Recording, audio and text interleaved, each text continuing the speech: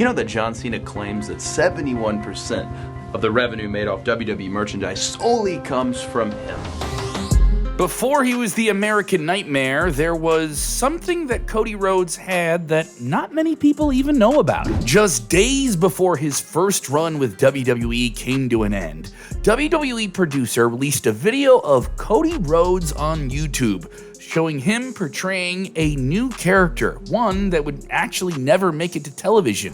But what exactly was it, and how did it tie into him leaving the company? In 2016, Cody Rhodes was burned out after 10 years with WWE. Everybody believed he had a promising future, but creatively, things were not on his side. Don't get us wrong, he had some very successful things that proved he was one of the most versatile performers in the company. But after numerous character changes, intercontinental title wins that saw him have success in the middle of the card, but not break up to that main event level, there was no direction to go in, and he decided enough was enough. Cody Rhodes had reportedly been begging for WWE to end this Stardust character he had been doing, and it was just a spin off of what his brother had done with Goldust and his own little sauce in there. It ran its course, it was done, but nobody was really listening to him. And when he finally decided to pack his bags and take a chance on himself, not everyone took it well. Triple H, who is now one of the biggest proponents behind Cody Rhodes' big push, took it personally because of how WWE took care of his legendary father, WWE Hall of Famer Dusty Rhodes. Cody said this about their conversation before he left. Hunter took it very personally because he had done so much for my dad at WWE NXT. There was one conversation where he said, "I'm shocked that you feel this way after everything I've done for your family." But I told him, "I'm not my dad. I can't stay here out of loyalty to you for giving my dad a job in 2005. I get it, and the little boy in me really appreciates what you did for my dad. But I'm not him." While this is just a bit of speculation, Cody was trying to do something fresh, something new, something different, right before he opened that door and left WWE.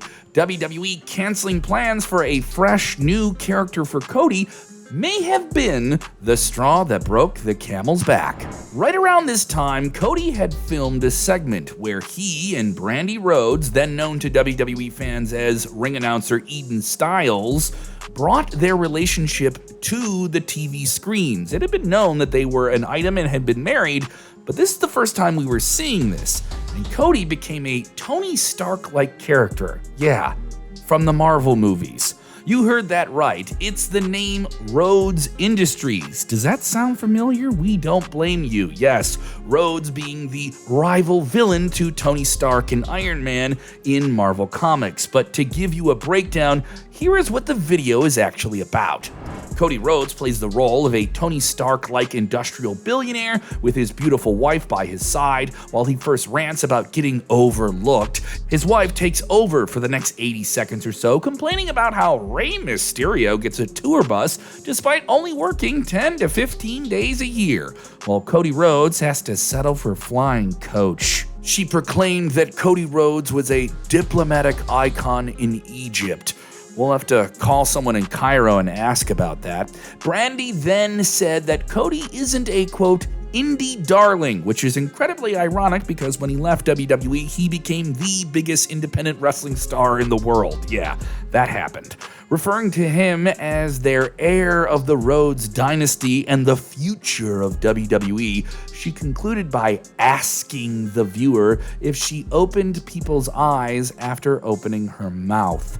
The Rhodes Industry logo was even emblazoned on the screen in the style of Stark Industries, and that was it. It lasted less than 2 minutes, but gave an insight into what WWE's plans for Cody could have been.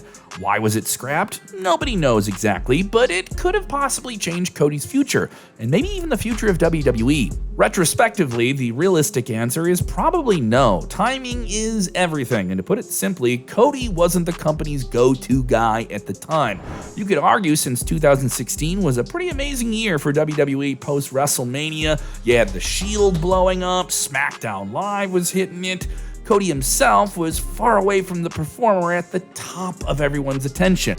Many stars before him, he needed to take a leap outside of WWE. The risk he took paid off big time and totally changed the idea of pro wrestling as we know it, as he became the indie darling before even getting into Impact Wrestling, hitting it big with New Japan Pro Wrestling, conquering in Ring of Honor, and of course, launching All Elite Wrestling. He may not have become the world champion in All Elite Wrestling, but simply being an executive figure in it, launching the company, getting it on big platform media to go head-to-head with WWE was a total game changer, and played a huge role in WWE eventually calling him back. If it wasn't for the impact he made on the independent scene, that he made with the All In pay-per-view, being an all-star independent non-WWE show, the launch of AEW, Vince McMahon likely wouldn't have flown all the way to his house to personally request that he come on back home. While it may have seemed like a big source of frustration that Rhodes Industries never became something you saw on Raw or SmackDown, it turned out to be a blessing in disguise, especially in the long run. Even though we'd love to see the gimmick, Cody has gone on to achieve far greater things in pro wrestling. If you like this video, why don't you check out the rise of Cody Rhodes and leave a like and click that subscribe button and check out everything we have going on with Sportskeeda Wrestling.